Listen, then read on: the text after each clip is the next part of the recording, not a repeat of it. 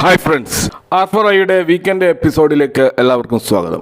ഈ വർഷം, അതായത് ഈ 2025 കലണ്ടർ ഇയറിൽ വന്നിട്ടുള്ള IPOകളുടെ ഒരു പെർഫോമൻസ് നമ്മൾ ചെക്ക് ചെയ്ത് കഴിഞ്ഞാൽ 2025 ജനുവരി മുതൽ ഈ നവംബർ അവസാനം വരെ ഇതുവരെ 96 മെയിൻ ബോർഡ് IPOകളാണ് മാർക്കറ്റിൽ വന്നിട്ടുള്ളത്.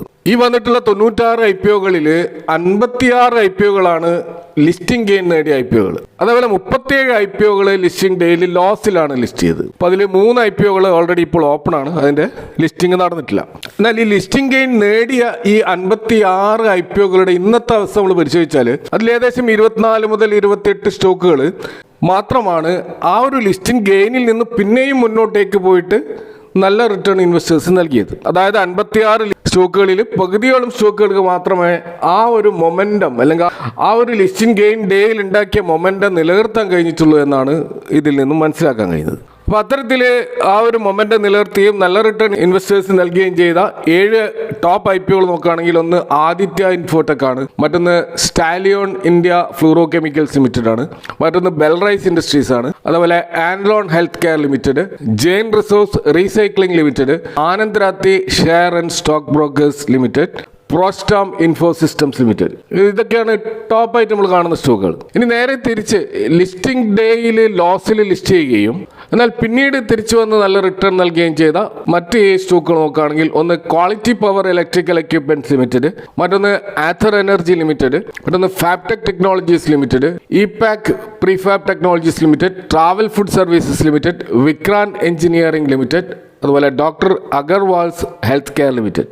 അപ്പോൾ 96 IPOകളിൽ വളരെ വിരലിലുണ്ടാവുന്ന IPOകൾക്ക് മാത്രമാണ് വലിയൊരു നേട്ടം ഇൻവെസ്റ്റേഴ്സിന് നൽകാൻ കഴിഞ്ഞിട്ടുള്ളൂ എന്നാണ് ഇതിൽ നിന്നും മനസ്സിലാക്കാൻ കഴിയുന്നത്. ഞാൻ സൂചിപ്പിച്ചത് മെയിൻ ബോർഡ് IPOകളുടെ കാര്യമാണ്. ഇതുകൂടാതെ തന്നെ നമുക്കറിയാം SME IPOകളും മാർക്കറ്റിൽ ഉണ്ടാകാറുണ്ട്. അപ്പോൾ ഈ 2025 ഇതുവരെ 239 SME IPOകളാണ് മാർക്കറ്റിൽ ഇറങ്ങിയിട്ടുള്ളത്. അതിൽ 123 SME IPOകളാണ് ലിസ്റ്റിംഗ് ഗെയിൻ നേടിയത്, 101 IPOകൾ ലോസിലാണ്, 15ഓളം IPOകൾ ഇനിയും ലിസ്റ്റ് ചെയ്യാൻ ബാക്കി കിടക്കുകയാണ്. അപ്പോൾ ഇതിൽ നിന്ന് നമ്മളെ IPOകളുടെ ഒരു പെർഫോമൻസിൻ്റെ ഏകദേശ ചിത്രം നിങ്ങൾക്ക് മനസ്സിലായി കാണുമെന്ന് കരുതുന്നു. അപ്പോൾ ഇതിൽ ബിഗിനേഴ്സിന് ചിലപ്പോൾ എന്താണ് മെയിൻ ബോർഡ് IPO അല്ലെങ്കിൽ എന്താണ് SME IPO എന്ന് മനസ്സിലാകാത്തവരുണ്ടാകാം. അപ്പോൾ അത് നോക്കുകയാണെങ്കിൽ നമുക്കറിയാം ലാർജ് സ്കെയിൽ ബിസിനസ് ഉള്ള അതേപോലെ എസ്റ്റാബ്ലിഷ്ഡ് ആയിട്ടുള്ള കമ്പനികളാണ് ഈ മെയിൻ ബോർഡ് IPOകളിൽ വരുന്നത്. എന്നാൽ സ്മോൾ മീഡിയം സൈസ്ഡ് എൻ്റർപ്രൈസസ് ആയിട്ടുള്ള ചെറിയ കമ്പനികളാണ് SMEയിൽ വരുന്നത്. അപ്പോൾ ഇതിൻ്റെ ഒരു മാനദണ്ഡം എന്താണെന്ന് വെച്ചാൽ മിനിമം 10 കോടിയോ അതിൽ കൂടുതലോ പെയ്ഡ് അപ്പ് ക്യാപിറ്റലുള്ള കമ്പനികളെയാണ് നമ്മൾ മെയിൻ ബോർഡ് IPOകളിൽ ഉൾപ്പെടുത്തുക. അതുപോലെ 1 കോടിക്കും 10 കോടിക്കും ഇടയിലുള്ള വളരെ ചെറുകിട ലെവലിലുള്ള കമ്പനികളെയാണ് നമ്മൾ SME അഥവാ സ്മോൾ മീഡിയം എൻ്റർപ്രൈസസ് എന്ന് പറയുന്നത്. അപ്പോൾ മെയിൻ ബോർഡ് IPOകൾ ഡയറക്റ്റായിട്ട് NSEയിലും BSEയിലും ലിസ്റ്റ് ചെയ്യുകയാണ് ചെയ്യുന്നത്. എന്നാൽ SME ആ ഒരു BSE NSE പ്ലാറ്റ്ഫോമിൽ നമുക്ക് കാണാൻ കഴിയില്ല. അവർക്ക് വേറെ തന്നെ ലിസ്റ്റിംഗ് ആണ്. NSE എമേർജ് എന്നാണ് NSEയിൽ അവരുടെ ലിസ്റ്റ് ചെയ്യുന്ന പ്ലാറ്റ്ഫോം. അതുപോലെ BSEയിലാണെങ്കിൽ BSE SME എന്ന വേറെ തന്നെ ഒരു പ്ലാറ്റ്ഫോമിലാണ് ലിസ്റ്റ് ചെയ്യുന്നത്. അപ്പോൾ മെയിൻ ബോർഡ് IPOകളെ സംബന്ധിച്ചിടത്തോളം അവിടെ വലിയ തോതിലുള്ള ഇൻവെസ്റ്റർ ബേസ് ഉണ്ടാവും. ഇൻസ്റ്റിറ്റ്യൂഷണൽ ഇൻവെസ്റ്റേഴ്സും വലിയ ഇൻവെസ്റ്റേഴ്സൊക്കെ ധാരാളമായിട്ട് ഇൻവെസ്റ്റ് ചെയ്യുന്നത് കൊണ്ട് തന്നെ നല്ല ലിക്വിഡിറ്റി ഉള്ള IPOകളാണ് ഈ മെയിൻ ബോർഡ് IPO. എന്നാൽ SME IPOകളിൽ വളരെ കുറച്ച് റീറ്റെയിൽ ഇൻവെസ്റ്റേഴ്സ് മാത്രമേ അതിലുണ്ടാവുള്ളൂ. അതുകൊണ്ട് തന്നെ അതിൻ്റെ ആ ഒരു ഇൻവെസ്റ്റർ ബേസ് എന്ന് പറയുന്നത് വളരെ ചെറുതായിരിക്കും, ലിക്വിഡിറ്റിയും കുറവായിരിക്കും. അതുപോലെ മെയിൻ ബോർഡ് IPOകൾക്ക് വളരെ സ്ട്രിക്റ്റ് ആയിട്ടുള്ള ഓഡിറ്റ് റൂൾസും കാര്യങ്ങളൊക്കെ ഉണ്ട്. എന്നാൽ SMEകൾക്ക് അത്തരത്തിലുള്ള റെഗുലേഷൻ കുറച്ച് റിലാക്സ്ഡ് ആണ്, കുറച്ച് ഫ്ലെക്സിബിൾ ആയിട്ടുള്ള കാര്യങ്ങളാണ് നമുക്ക് കാണാൻ കഴിയുക. അവർക്ക് ഹാഫ് ഇയർലി റിസൾട്ട് മാത്രം പ്രസിദ്ധീകരിച്ചാൽ മതി. അതുതന്നെ പബ്ലിക്കേഷന് വേണ്ടി മാത്രമാണ്, അതൊരു മാൻഡേറ്ററി ആയിട്ടുള്ള കാര്യവുമല്ല. അപ്പോൾ ഞാൻ തുടക്കത്തിൽ സൂചിപ്പിച്ചതുപോലെ മെയിൻ ബോർഡിലായാലും SMEയിലായാലും IPOയിൽ ഇത്രമാത്രം വോളറ്റിലിറ്റിയും അതുപോലെ അൺപ്രഡിക്റ്റബിൾ ആയിട്ടുള്ള മൂവുകളൊക്കെ നമുക്ക് കാണുന്നത് എന്തുകൊണ്ടാണ്? ഇപ്പോൾ മാർക്കറ്റിൽ ഒരു IPOക്ക് അപ്ലൈ ചെയ്താൽ അതിൽ ലിസ്റ്റിംഗ് ഗെയിൻ നേടുക എന്ന് പറയുന്നത് ഒരു ലോട്ടറിക്ക് സമാനമായ അല്ലെങ്കിൽ ഒരു ഗാംബ്ലിംഗ് പോലെയുള്ള ഒരു ഏർപ്പാട് പോലെയാണ് ഇപ്പോൾ നമുക്ക് അനുഭവപ്പെടുന്നത്. അപ്പോൾ അതുകൊണ്ട് ഒരു IPOയെ നമ്മൾ എങ്ങനെ അപ്രോച്ച് ചെയ്യണം എന്നതിൻ്റെ ഒരു സ്ട്രാറ്റജിയാണ് ഈ ഒരു വീഡിയോയിൽ ചർച്ച ചെയ്യുന്നത്. നമുക്കറിയാം IPO അഥവാ ഇനീഷ്യൽ പബ്ലിക് ഓഫർ എന്ന് പറയുന്നത് ഒരു കമ്പനി സ്റ്റോക്ക് മാർക്കറ്റ് ലിസ്റ്റ് ചെയ്യുമ്പോൾ അതിൻ്റെ ശൈശവ ദിശയിൽ തന്നെ എൻട്രി എടുക്കാൻ കഴിയുന്ന ഒരു ഗോൾഡൻ ഓപ്പർച്യൂണിറ്റിയാണ്. അപ്പോൾ മാർക്കറ്റിൽ ലിസ്റ്റ് ചെയ്യുമ്പോൾ നമുക്കറിയാം ഏത് വലിയ സ്റ്റോക്കുകൾ നിങ്ങൾ എടുത്തു കഴിഞ്ഞാലും അത് മാർക്കറ്റിൽ ലിസ്റ്റ് ചെയ്യുന്ന ആ തുടക്കത്തിലെ പ്രൈസ് ആ ഒരു ലെവലിൽ എൻട്രി ചെയ്യുക എന്ന ഒരു അംബീഷൻ, ഒരു അവസരം എന്ന് പറയുന്നത് അതൊരു സുവർണ അവസരം തന്നെയാണ്. ഇപ്പോൾ പ്രത്യേകിച്ച് നമുക്ക് ഓൾറെഡി പരിചയമുള്ള നമ്മുടെ നിത്യജീവിതത്തിൽ ഇടപെടുന്ന പല കമ്പനികളുടെയും IPOകൾ വരുമ്പോൾ സ്വാഭാവികമായിട്ടും അവിടെ പബ്ലിക്കിൻ്റെ എക്സൈറ്റ്മെൻറ്റ് വലിയ തോതിൽ വർദ്ധിക്കുന്നത് കാണാം. അതുകൊണ്ട് തന്നെ റീറ്റെയിൽ ഇൻവെസ്റ്റേഴ്സ് റഷ് ചെയ്തുകൊണ്ട് അപ്ലൈ ചെയ്യുന്നതും കാണാം. കാരണം ഇതൊരു ബിഗ് സക്സസ് സ്റ്റോറി ആകുമെന്നുള്ള വാർത്തകളാണ് ചുറ്റുഭാഗത്തും നമുക്ക് കേൾക്കുന്നത്. അതിൻ്റെ അടിസ്ഥാനത്തിൽ അതിൽ ഇൻവെസ്റ്റ് ചെയ്യാനുള്ള അല്ലെങ്കിൽ ഒരു ഫോമോയുടെ അടിസ്ഥാനത്തിലുള്ള അപ്ലിക്കേഷൻ നമുക്ക് അതിലൊക്കെ കാണാൻ കഴിയുക. അപ്പോൾ അതുകൊണ്ട് തന്നെ ഈ IPO മാർക്കറ്റിൽ ഇപ്പോൾ കണ്ടുവരുന്ന ഒരു പ്രവണത ഇതിനു മുമ്പില്ലാത്ത വിധം വലിയ തോതിലുള്ള ഓവർ സബ്സ്ക്രൈബാണ് പല IPOകളിൽ നമുക്ക് കാണാൻ കഴിയുക. പക്ഷേ നമ്മുടെ അനുഭവത്തിൽ ഇപ്പോൾ നമുക്ക് കാണാൻ കഴിയുന്നത് എല്ലാ IPOകളും ഒരു ജാക്ക്പോട്ടായിട്ടോ അല്ലെങ്കിൽ ലോട്ടറി ആയിട്ടോ ഇപ്പോൾ മാറുന്നില്ല. ചില IPOകൾ സ്ട്രോങ് റിട്ടേൺ നൽകുന്നു. എന്നാൽ വലിയ പ്രതീക്ഷയോടെ ഇൻവെസ്റ്റ് ചെയ്ത ചില IPOകൾ ഇൻവെസ്റ്റേഴ്സിനെ നിരാശരാക്കുന്നു. എവിടെയാണ് തെറ്റിയത് എന്ന് മനസ്സിലാകാത്ത രീതിയിൽ ഇൻവെസ്റ്റേഴ്സ് ഇപ്പോൾ നിൽക്കുകയാണ്.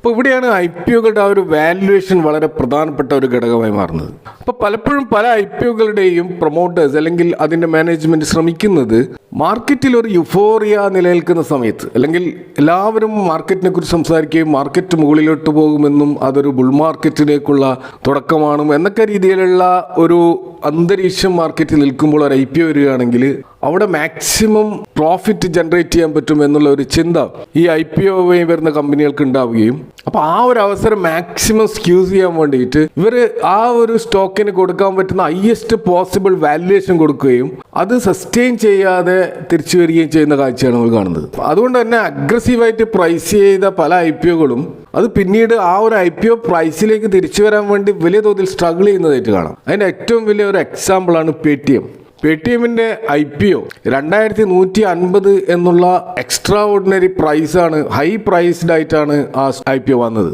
കൂടാതെ ആ സമയത്തെ ഏറ്റവും വലിയ IPO സൈസും ആയിരുന്നു അത്. ഇപ്പോൾ ലിസ്റ്റിംഗ് ഗെയിൻ നേടിയില്ലെന്ന് മാത്രമല്ല 1955 എന്നുള്ള 9% ഡൗൺ ആയിട്ടാണ് ലിസ്റ്റിംഗ് നടന്നത്. അതിനുശേഷം ആ ദിവസം തന്നെ ശക്തമായ സെല്ലിംഗ് ആ സ്റ്റോക്കിൽ ഉണ്ടാവുകയും 1564 എന്ന പ്രൈസിലേക്ക് പോവുകയും സ്റ്റോക്ക് മാർക്കറ്റിൻ്റെ ചരിത്രത്തിൽ അല്ലെങ്കിൽ കഴിഞ്ഞ ഡെക്കേഡിലൊന്നും കാണാത്ത രീതിയിലുള്ള വലിയൊരു ഫോള്, അതായത് 20% ലോവർ സർക്യൂട്ടിലേക്ക് പോവുകയും മൊത്തത്തിൽ 27% ഒരു ലോസിലാണ് ആ ദിവസം നമുക്ക് ആ സ്റ്റോക്ക് കാണാൻ കഴിഞ്ഞത്.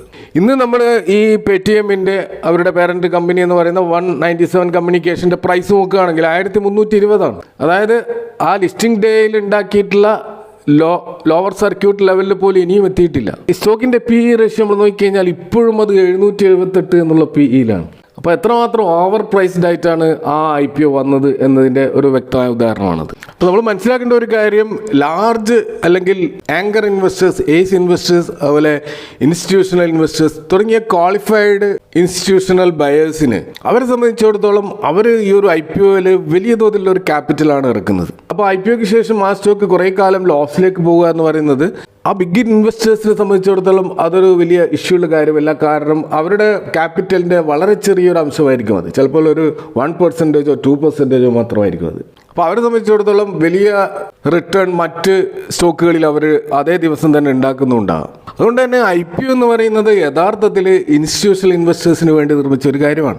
അവിടെ റീറ്റെയിൽ ഇൻവെസ്റ്റേഴ്സിനെ സംബന്ധിച്ചിടത്തോളം ഇത്തരത്തിലുള്ള ലോങ് ടേം ലോസ് സഹിക്കാൻ ഒരിക്കലും റീറ്റെയിൽ ഇൻവെസ്റ്റേഴ്സിന് കഴിയില്ല. കാരണം അവരുടെ ഹാർഡ് ഏൺഡ് മണി അത് ലിമിറ്റഡ് ക്യാപിറ്റലാണ്. അത് ഏതെങ്കിലും ഒരു സ്റ്റോക്കിൽ സ്റ്റക്ക് ചെയ്യുക എന്ന് പറയുന്നത് അവരെ സംബന്ധിച്ചിടത്തോളം ആത്മഹത്യാപരമായ കാര്യമാണ്. അപ്പോൾ അതുകൊണ്ട് തന്നെ നമ്മളൊരു IPOയിൽ അപ്രോച്ച് ചെയ്യുമ്പോൾ അതിലൊരു ലോങ് ടേം ഓപ്പർച്യൂണിറ്റി ഉണ്ടോ എന്ന് പരിശോധിച്ച ശേഷമായിരിക്കണം അപ്ലൈ ചെയ്യേണ്ടത്. അപ്പോൾ അതിൻ്റെ ഫണ്ടമെൻ്റൽസ്, അതിൻ്റെ ഗ്രോത്ത് പൊട്ടൻഷ്യൽ, അതുപോലെ അതിൻ്റെ പ്രോഫിറ്റബിലിറ്റി, അതുപോലെ അവരുടെ ഒരു ഫൈനാൻഷ്യൽ ഡിസിപ്ലിൻ, ആ മാനേജ്മെൻറ്റ് ക്വാളിറ്റി, ഇതൊക്കെ മനസ്സിലാക്കിക്കൊണ്ടായിരിക്കണം ഒരു ഡിസിഷനിൽ എത്തേണ്ടത്. അല്ലാതെ ആ ഒരു ബ്രാൻഡിനെ അന്ധമായി വിശ്വസിച്ചുകൊണ്ട് അല്ലെങ്കിൽ ഏതെങ്കിലും സെലിബ്രിറ്റികൾ ആ ഒരു IPOയിൽ ഇൻവെസ്റ്റ് ചെയ്തു എന്നതിൻ്റെ പേരിൽ ഒരിക്കലും നമ്മൾ ആ ഒരു IPOയെ അപ്രോച്ച് ചെയ്യരുത്. അപ്പോൾ അവിടെ വളരെ സിമ്പിളായിട്ടുള്ള ചില ഫൈനാൻഷ്യൽ ചെക്ക് ചെയ്തുകൊണ്ട് നമുക്ക് തീർച്ചയായിട്ടും IPO വേണോ വേണ്ടോ തീരുമാനിക്കാൻ കഴിയും. പ്രത്യേകിച്ച് PE റേഷ്യോ നോക്കിയാൽ തന്നെ നമുക്കൊരു തീരുമാനത്തിലെത്താൻ കഴിയും. അപ്പോൾ ആ ഒരു PE റേഷ്യോ അതേ ബിസിനസ് നടത്തുന്ന നിലവിൽ ലിസ്റ്റ് ചെയ്ത കമ്പനികളുമായിട്ട് ഒന്ന് താരതമ്യം ചെയ്താൽ തന്നെ അത് ഓവർ പ്രൈസ്ഡ് ആണോ അല്ലെങ്കിൽ അണ്ടർ പ്രൈസ്ഡ് ആണോ എന്ന് നമുക്ക് മനസ്സിലാക്കാൻ കഴിയും.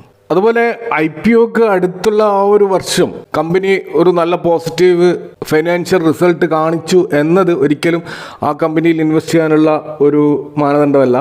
കാരണം അതിന് മുമ്പത്തെ വർഷങ്ങളിൽ ചിലപ്പോൾ ലോസിലായിരിക്കാം കമ്പനി പോയിട്ടുണ്ടാകുക. ഈ ഒരു വർഷം മാത്രമായിരിക്കാം പോസിറ്റീവിൽ വന്നത്. ആ സമയം തന്നെ അവർ IPOക്ക് വേണ്ടി തിരഞ്ഞെടുക്കുന്നത് അതുകൊണ്ട് തന്നെയാണ്. അപ്പോൾ അത്തരം ഒരു ട്രാപ്പിലും നമ്മൾ വീഴാൻ പാടില്ല.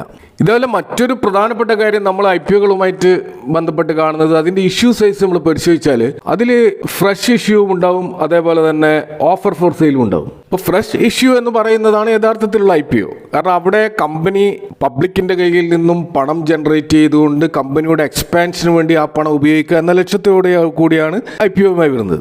അല്ലെങ്കിൽ കമ്പനി വലിയ തോതിൽ കടത്തിൽ വലയുകയാണെങ്കിൽ ആ കടം വീട്ടാനും അതുപോലെ മറ്റ് നെസസറി എക്സ്പെൻസിനൊക്കെ വേണ്ടിയിട്ടായിരിക്കാം ഈ ഒരു IPO കൊണ്ടുവരുന്നത്. എന്നാൽ OFS അങ്ങനെയല്ല. OFS എന്ന് പറയുന്നത് ആ കമ്പനിയുടെ ഓണർഷിപ്പ് ചേഞ്ച് മാത്രമാണ്. അതായത് ഈ ഒരു അനുകൂല സാഹചര്യത്തിൽ ഇതിൻ്റെ IPOയിൽ കിട്ടുന്ന ആ ഒരു ഹൈപ്പിൻ്റെ അടിസ്ഥാനത്തിൽ കിട്ടുന്ന ആ പണം അത് കംപ്ലീറ്റ് അക്യുമുലേറ്റ് ചെയ്യാനുള്ള ചില പ്രൊമോട്ടേഴ്സിൻ്റെ ശ്രമം മാത്രമാണ് OFSൽ ഉണ്ടാവുക. ആ പണം അവരുടെ പോക്കറ്റിലേക്കാണ് പോകുന്നത്. അതൊരിക്കലും കമ്പനിയുടെ എക്സ്പാൻഷന് വേണ്ടി ഉപയോഗിക്കില്ല. അപ്പോൾ അതുകൊണ്ട് തന്നെ ഓഫർ ഫോർ സെയിൽ കൂടുതലായിട്ട് കാണുന്ന IPOകളിൽ നിന്നും വിട്ടു നിൽക്കുന്നത് ആ IPOയിൽ ലോങ് ടേം ഇൻവെസ്റ്റ് ചെയ്യുന്നതിനെ സംബന്ധിച്ചിടത്തോളം പരിഗണിക്കേണ്ട ഒരു കാര്യമാണ്. LG ഇലക്ട്രോണിക്സിൻ്റെ ഇഷ്യൂ നമ്മൾ നോക്കിക്കഴിഞ്ഞാൽ അത് 100% ഓഫർ ഫോർ സെയിലാണ്. കമ്പനിയുടെ എക്സ്പാൻഷന് വേണ്ടിയിട്ടല്ല അത് ഉപയോഗിക്കുന്നത്. അപ്പോൾ അതുകൊണ്ട് തന്നെ ഏതെങ്കിലും ഒരു IPOയിൽ OFS അതിൻ്റെ ഫ്രഷ് ഇഷ്യൂവിനേക്കാൾ കൂടുതലായിട്ട് നമ്മൾ കാണുന്നുണ്ടെങ്കിൽ ആ IPOയുടെ ആ ധർമ്മം നിറവേറ്റുകയല്ല അതിൻ്റെ ഉദ്ദേശം എന്ന് അതിൽ നിന്ന് വ്യക്തമാണ്. അപ്പോൾ ആ കമ്പനിയിലെ പ്രൊമോട്ടേഴ്സ് അവരുടെ കയ്യിലുള്ള ഷെയറുകൾ മാർക്കറ്റിൽ വിറ്റഴിച്ചുകൊണ്ട് കമ്പനിയിൽ നിന്നും അവരുടെ ഹോൾഡിംഗ് കുറക്കുക എന്ന് പറയുമ്പോൾ കമ്പനിയിലുള്ള അവരുടെ ആത്മവിശ്വാസം കുറയുക എന്നാണല്ലോ അതിൻ്റെ അർത്ഥം. അപ്പോൾ അത്തരത്തിലുള്ള ഒരു കമ്പനിയിൽ ഇൻവെസ്റ്റേഴ്സ് എന്തിനാണ് എൻട്രി ചെയ്യുന്നത് എന്നതും ഒരു ചോദ്യമാണ്. കാരണം ലോങ് ടേമിൽ ആ കമ്പനിയുടെ എക്സ്പാൻഷൻ നടക്കാനുള്ള ഫണ്ട് അവർ പിന്നീട് വേറെ കടമെടുക്കേണ്ടി വരും. IPO വഴി കിട്ടിയ പണമായിരുന്നു ഇൻവെസ്റ്റ് ചെയ്തിരുന്നതെങ്കിൽ അവരെ സംബന്ധിച്ചിടത്തോളം കമ്പനിയുടെ എക്സ്പാൻഷൻ വർദ്ധിക്കും, ലോങ് ടേമിൽ കമ്പനിയിൽ ഗ്രോത്ത് ഉണ്ടാവുകയും ചെയ്യുമായിരുന്നു. ഇതേപോലെ തന്നെയാണ് IPOയുമായി ബന്ധപ്പെട്ട മറ്റൊരു പ്രധാനപ്പെട്ട കാര്യം നമുക്ക് കാണാൻ കഴിയുക അതിൻ്റെ GMP ആണ്, അതായത് ഗ്രേ മാർക്കറ്റ് പ്രീമിയം. അപ്പോൾ എന്താണ് ഈ GMP എന്ന് ചിലപ്പോൾ പല ബിഗിനേഴ്സിനും മനസ്സിലാകാത്തവരുണ്ടാകാം. അപ്പോൾ അത് വളരെ സിമ്പിളായിട്ട് നമ്മൾ റിയൽ ലൈഫ് എക്സാമ്പിൾ പറയുകയാണെങ്കിൽ ഇപ്പോൾ റിയൽ എസ്റ്റേറ്റ് മേഖലയിൽ നമുക്കറിയാം ഒരു പ്രത്യേക ലൊക്കാലിറ്റിയിൽ അവിടെയുള്ള ഭൂമിയുടെ വില എന്ന് പറയുന്നത് അവിടെയുള്ള ബ്രോക്കേഴ്സും ഭൂമാഫിയകളും ഒക്കെ തീരുമാനിക്കുന്ന വിലയാണ്. അത് അതിൻ്റെ യഥാർത്ഥ വിലയുമായിട്ട് ചിലപ്പോൾ ബന്ധം ഉണ്ടാവണമെന്നില്ല. ഇതേപോലെ തന്നെയാണ് IPO വരുമ്പോൾ ഈ സെബി റെഗുലേറ്റ് ചെയ്യാത്ത അല്ലെങ്കിൽ NSEക്കോ BSEക്കോ യാതൊരു റോളും ഇല്ലാത്ത മാർക്കറ്റിന് പുറത്ത് ചില ഗ്രൂപ്പുകളും മറ്റ് മാനിപ്പുലേറ്റേഴ്സും ബയേഴ്സും ഒക്കെ അടങ്ങിയുള്ള ഒരു മാർക്കറ്റ് നിലവിലുണ്ട്. ആ മാർക്കറ്റിൽ നടക്കുന്ന വാങ്ങലുകളും വിൽപ്പനകളുമാണ് ഈ IPOയുടെ പ്രൈസ് മാർക്കറ്റിന് ലിസ്റ്റ് ചെയ്യുന്നതിന് മുമ്പേ തീരുമാനിക്കുന്നത്. അതാണ് ഗ്രേ മാർക്കറ്റ് പ്രീമിയം എന്ന് പറയുന്നത്. അതേതെങ്കിലും റെഗുലേറ്ററി അതോറിറ്റിയോ അല്ലെങ്കിൽ സെബിയോ തീരുമാനിക്കുന്ന വിലയോ അവിടെ യാതൊരുവിധ നിയന്ത്രണവുമില്ല. പക്ഷേ ഇൻവെസ്റ്റേഴ്സ് ആ ഗ്രേ മാർക്കറ്റ് പ്രീമിയം ഒരു അവസരമായിട്ട് എടുത്തുകൊണ്ട് അല്ലെങ്കിൽ അതൊരു അളവുകോലായിട്ട് ഒരു ഇൻഡിക്കേറ്ററായിട്ട് എടുത്തുകൊണ്ട് IPOക്ക് അപ്ലൈ ചെയ്യുകയും ഒടുവിൽ നമ്മൾ പ്രതീക്ഷിച്ച ആ ഒരു ലിസ്റ്റിംഗ് ഗെയിൻ നേടാതിരിക്കുകയും ചെയ്യുന്ന ധാരാളം അനുഭവങ്ങൾ നമുക്ക് അടുത്ത കാലത്ത് തന്നെ കാണാൻ കഴിഞ്ഞതാണ്. ഇപ്പോൾ ഞാൻ നേരത്തെ സൂചിപ്പിച്ച Paytmൻ്റെ GMP വളരെ ഹൈ ആയിരുന്നു, പക്ഷേ അത് വമ്പിച്ച ലിസ്റ്റിംഗ് ലോസ് ആണ് നൽകിയത്. അതേപോലെ NSDL, ഓർക്ല ഇന്ത്യ, ടാറ്റ ക്യാപിറ്റൽ ഇതിൻ്റെയൊക്കെ GMP വളരെ ഹൈ ആയിട്ട് നമ്മൾ കണ്ടിരുന്നു. പക്ഷേ ലിസ്റ്റിംഗ് ഡേയിൽ ആ ഒരു നേട്ടം ഉണ്ടാക്കാൻ കഴിഞ്ഞില്ല. എന്നാൽ ചില IPOകളിൽ ഗ്രേ മാർക്കറ്റ് പ്രീമിയം വളരെ കുറവും ലിസ്റ്റിംഗിൽ വമ്പിച്ച ഗെയിനും നേടിയ ഉദാഹരണങ്ങളും നമുക്ക് കാണാൻ കഴിയും. ഏറ്റവും ഒടുവിൽ ഗ്രോയിലൊക്കെ അത് സംഭവിച്ചതാണ്. അപ്പോൾ ഇത്തരത്തിൽ ഈ ഗ്രേ മാർക്കറ്റ് പ്രീമിയം എന്ന് പറയുന്നത് ഒരിക്കലും ഒരു ഇൻഡിക്കേറ്റർ അല്ല. അതൊരളവുകളായിട്ട് എടുക്കാതെ നമ്മൾ കമ്പനിയുടെ ഫണ്ടമെൻ്റൽസ് പഠിക്കുകയും ആ കമ്പനിയുടെ ലാസ്റ്റ് 3 വർഷത്തെ ഫൈനാൻഷ്യൽസ് നമുക്ക് ആ ഒരു DHRPയിൽ തന്നെ കാണാൻ കഴിയും. അതിൽ നിന്നും ആ കമ്പനി ഗ്രോ ചെയ്യുന്നുണ്ടോ, അതിൻ്റെ പ്രോഫിറ്റബിലിറ്റി എങ്ങനെയുണ്ട്, അതിൻ്റെ മാനേജ്മെൻറ്റ് എങ്ങനെയുണ്ട് തുടങ്ങിയ ഫണ്ടമെൻ്റൽസ് കാര്യങ്ങൾ മനസ്സിലാക്കാൻ ശ്രമിക്കുകയും അതിൻ്റെ അടിസ്ഥാനത്തിൽ ഒരു ഡിസിഷൻ എടുക്കുകയുമാണ് വേണ്ടത്. എന്നാൽ ഇവിടെ പറഞ്ഞിട്ടുള്ള ഗ്രേ മാർക്കറ്റ് പ്രീമിയം എപ്പോഴും ഒരു വില്ലനാവണമെന്നില്ല. ചിലപ്പോൾ അതിൻ്റെ അതേ ഒരു പ്രതിഫലം തന്നെയായിരിക്കും ലിസ്റ്റിംഗ് ടൈമിലും കാണാൻ കഴിയുക. എങ്കിലും അതൊരു മാനദണ്ഡമായിട്ട് എടുക്കരുത് എന്ന് മാത്രം സൂചിപ്പിക്കുകയാണ്. വിഷയങ്ങളുമായി ബന്ധപ്പെട്ട നിങ്ങളുടെ അഭിപ്രായങ്ങൾ കമൻറ്റുകൾ അറിയിക്കുക. Thank for watching. See next time with another video.